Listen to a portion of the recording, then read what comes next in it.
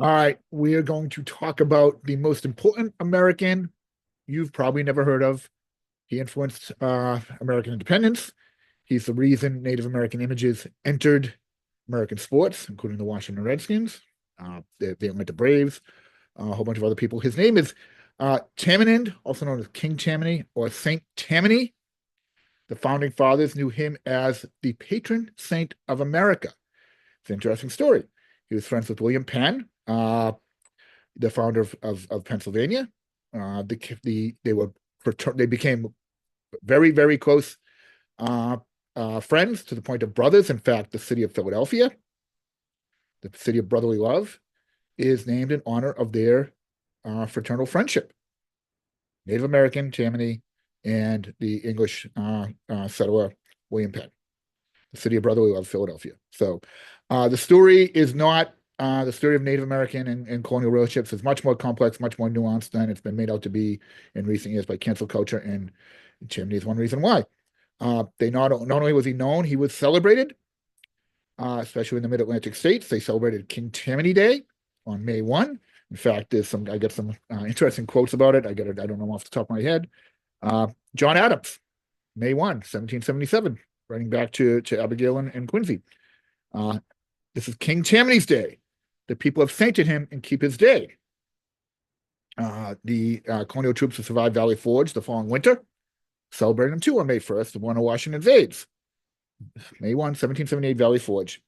The men spent the day in mirth and jollity in honor of King Tammany.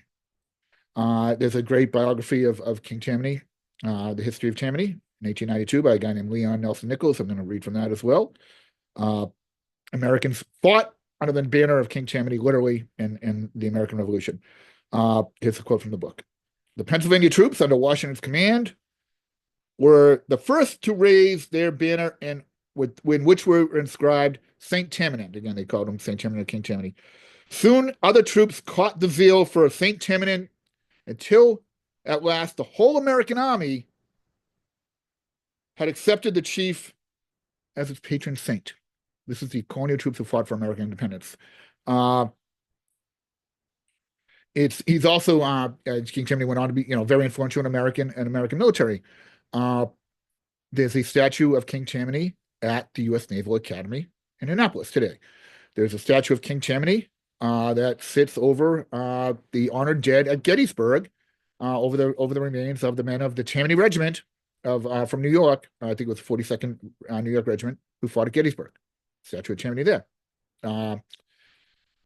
King Tammany, he entered sports lore in 1912. By the way, after the American Revolution, these Tammany societies began, these patriotic Tammany societies, in 1790 in honor of King Tammany.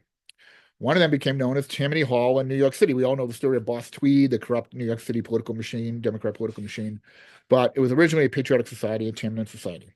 Well, in 1912, a man named James Gaffney, an executive with the Tammany Society, Patriotic Society, bought the National League baseball team in Boston, the Boston Rustlers. He decided to rename them in honor of King Tammany, the patron saint of America. He called them the Boston Braves. He gave them the logo, the image of Tammany, same image that loaded over Tammany Hall, that stands over, Gettysburg, that is at the Naval Academy today. By the way, that image of Tammany also represented the Lafayette Escadrille, the American volunteer pilots who fought for France in World War I. It represents the 2nd Infantry Division of the U.S. Army today, the image of Tammany. So anyway, that image enters baseball in 1912 when James Gaffney buys the Boston Rustlers of the National League, renames them the Boston Braves. Okay? They play at Braves Field. 20 years later, a man named George Preston Marshall brings the National Football League to Boston. They play at Braves Field. And the tradition of the era, 1932, he names his team, his National Football League team, the Boston Braves. They play at Braves Field. They adopt the same kind of uniform scheme and everything as the Boston baseball Braves. That was the tradition in the era. The New York Giants of the NFL, or the New York Football Giants, were named after the National League New York Baseball Giants, who later moved to San Francisco. The Pittsburgh Steelers of the NFL were first named the Pittsburgh Pirates in honor of the National League team from Pittsburgh.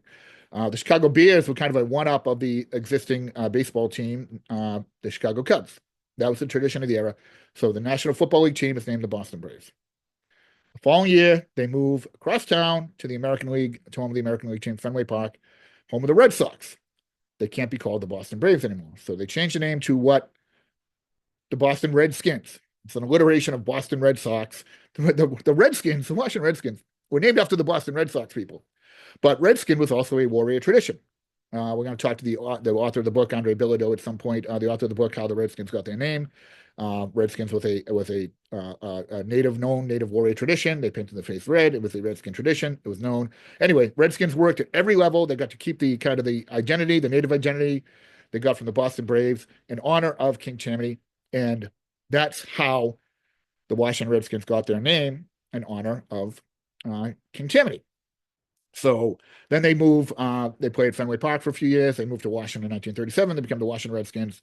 The rest is history. But the Washington Redskins originally were named after, their image came from King Tammany, the patron saint of America. Now, how important was he? I'm going to read another quote from you. In 1938, this is how I found out about this, by the way, when I was covering the NFL, researching the history of the Washington Redskins, okay? There's a book called The Tammany Legend in 1938 by Joseph Scott Norwood, right before World War II, okay? And this is what he wrote about Tammany. By the way, this all ties into how Native Americans influenced the foundation of the United States of America, which we're gonna be writing about a lot here at Doug Adams, okay? Here's the quote. 1938. And Americans knew this up until probably the 1960s. Americans knew about the Native American influence on our nation, okay? It's only recently that cancel culture got rid of all this, okay? 1938.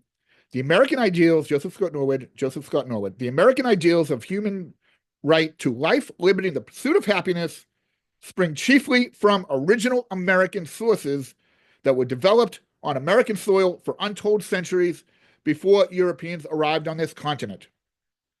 These ideals are therefore so distinctively native to the soil that they should be known as the first Americans knew them by a name that is completely symbolizes them, and that name is Tammany. King Tammany symbolized the American ideals of life, liberty, and the pursuit of happiness. The same image that became, the image of the Washington Redskins. Anyway, that's on the eve of World War II. All these teams were called the Red Man that they got rid of, right? That name exploded in World War II because it was considered very patriotic to call yourself the Red Man. And why? Because the Sons of Liberty, who led the fight for American independence, we all know the story of the Boston Tea Party. The Sons of Liberty addressed native headdress. The Sons of Liberty, who led the fight for American independence, in 1811 changed their name to the Order of the Red Men. So Native Americans were heavily influential on American independence. Americans knew this. Americans understood this. And most notably, that was represented in the patron saint of America, King Tammany, who the Americans who fought for independence, fought under his name, his banner. He still represents the U.S. military today. And his image was on NFL football fields, was inspired the sports images that became known as the Braves in baseball, the Redskins in football, and they got rid of him. They erased Native American history for the purposes of erasing American history. And now you know the whole story.